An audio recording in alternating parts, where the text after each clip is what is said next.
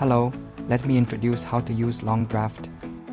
Start by entering your writing topic, then click on the Refine Prompt button.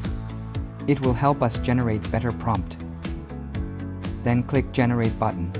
It helps us generate an outline. We can edit the outline, then click on Confirm and Generate button. It will help us generate drafts quickly.